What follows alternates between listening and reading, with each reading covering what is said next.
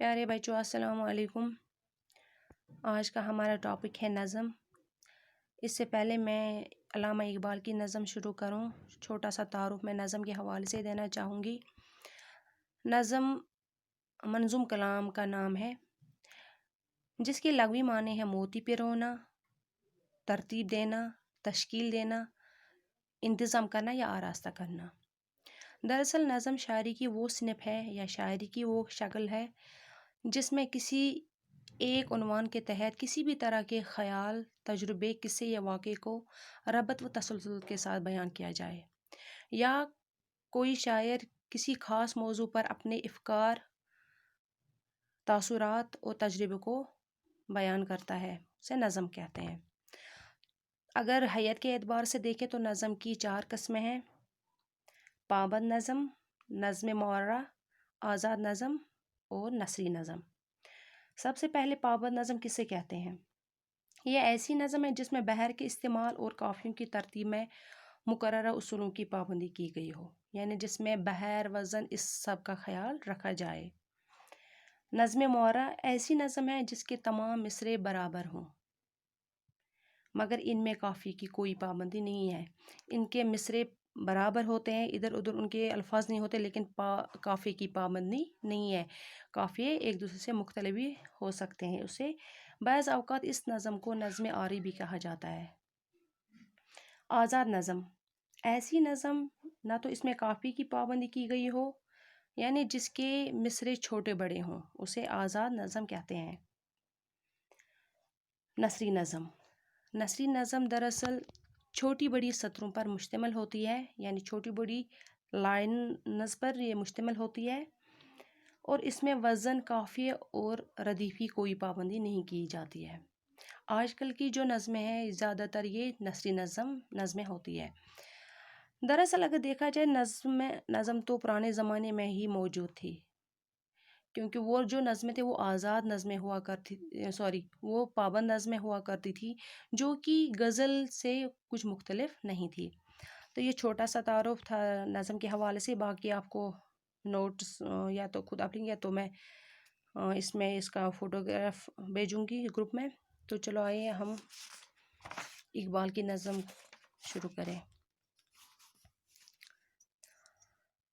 علامہ اقبال کی نظم ایک آرزو، یعنی کہ علامہ اقبال کی نظم کا نام ہے ایک آرزو۔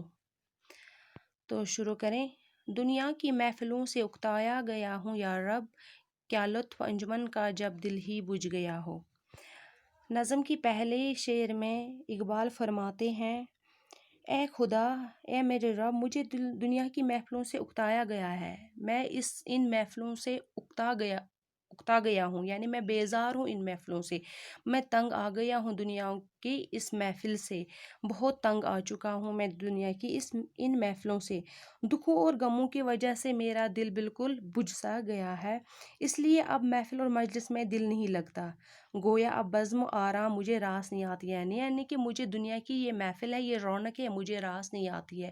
میرے جو دل کی محفل ہے وہ بجھ گئی ہے دکھوں اور غموں کی وجہ سے، اس طرح سے میں دنیا کی محفلوں سے بیزار ہوں، دنیا کی محفلوں سے تنگ آ گیا ہوں، اکتا گیا ہوں۔ شورش سے ہوں خیزاں دل ڈھونڈتا ہے میرا، ایسا سکوت جس پر تقریر بھی فدا ہو۔ اس شعر میں اقبال فرماتے ہیں: دنیا کے ہنگام اور شور شرابے سے میں دور بھاگنا چاہتا ہوں، اس شور بھیڑ والی دنیا سے میں دور جانا چاہتا ہوں، میرا دل ایسی خاموشی ڈھونڈتا ہے، میرا دل ایسی خاموشی چاہتا ہے جس پہ گفتگو بھی قربان ہو، یعنی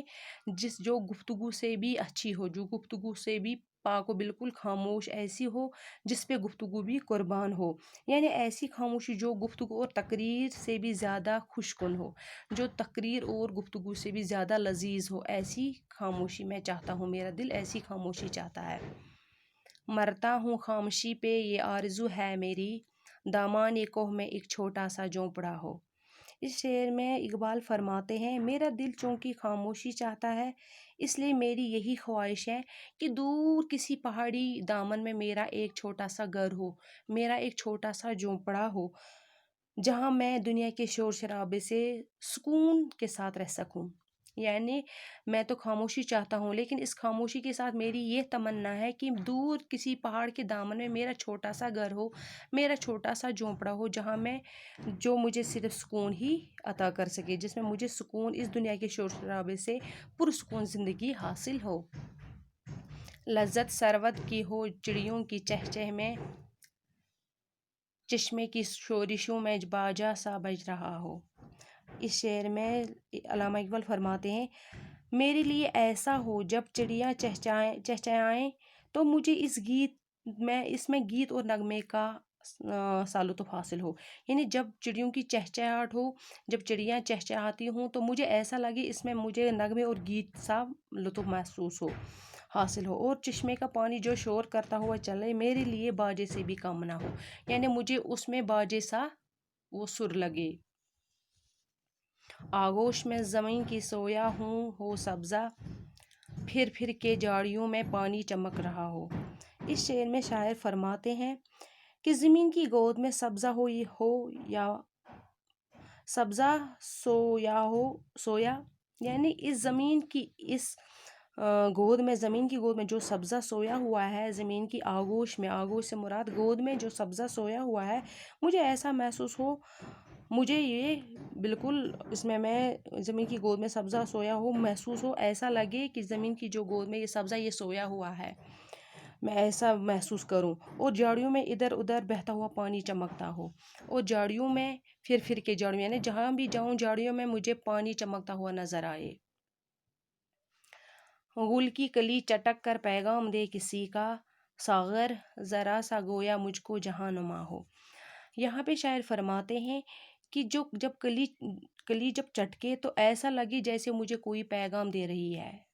اور جو ساغر ہے وہ مجھے ایسا جام دے جو مجھے بالکل جہاں سے بھی ساغر ذرا سا گویا مجھ کو جہاں نما دے، بالکل ساغر مجھے وہ ایسا جام دے جس سے مجھے یہ لگے کہ یہ میرے لیے اہم، اور سب سے زیادہ یہ جام مجھے اہم اور کارگر ہو، میں اس میں دنیا کا نظارہ ڈھونڈ سکوں۔ تو اس نظم کے اتنے اشعار بھی ہم پڑھیں گے، باقی کا اشعار دوسرے ویڈیو میں، تب تک کے لیے خدا حافظ۔